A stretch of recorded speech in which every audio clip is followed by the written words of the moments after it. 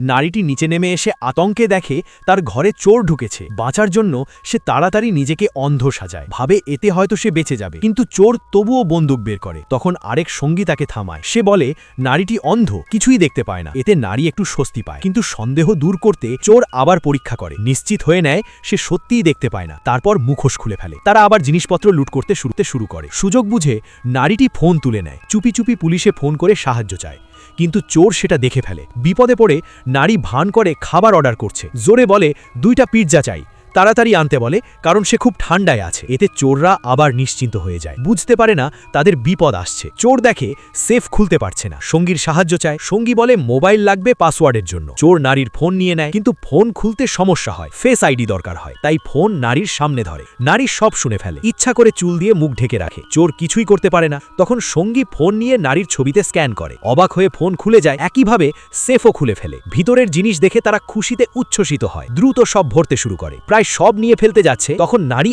আবার বুদ্ধি খাটায়, বলে সে গোসল করতে যাবে। হঠাৎ গায়ের তোয়ালে খুলে ফেলে। এক চোর নিজেকে সামলাতে পারে না, সঙ্গীর কথা না শুনে বাথরুমে ঢুকে যায়। বুঝতে পারে না এটা ফাঁদ। অন্যজন সন্দেহ করে, ফোন দেখে বুঝতে পারে নারী অন্ধ নয়। সে দৌড়ে উপরে যায়, বাথরুমের দরজা খুলে দেখে তার সঙ্গী অজ্ঞান হয়ে পড়ে আছে। নারী দরজার পেছনে লুকিয়েছিল, সুযোগ নিয়ে বাইরে বেরিয়ে দরজা লক করে দেয়। ঠিক তখনই পুলিশের সাইরেন শোনা যায়। শেষ পর্যন্ত নারী তার বুদ্ধি দিয়ে নিজেকে বাঁচাতে সক্ষম হয়।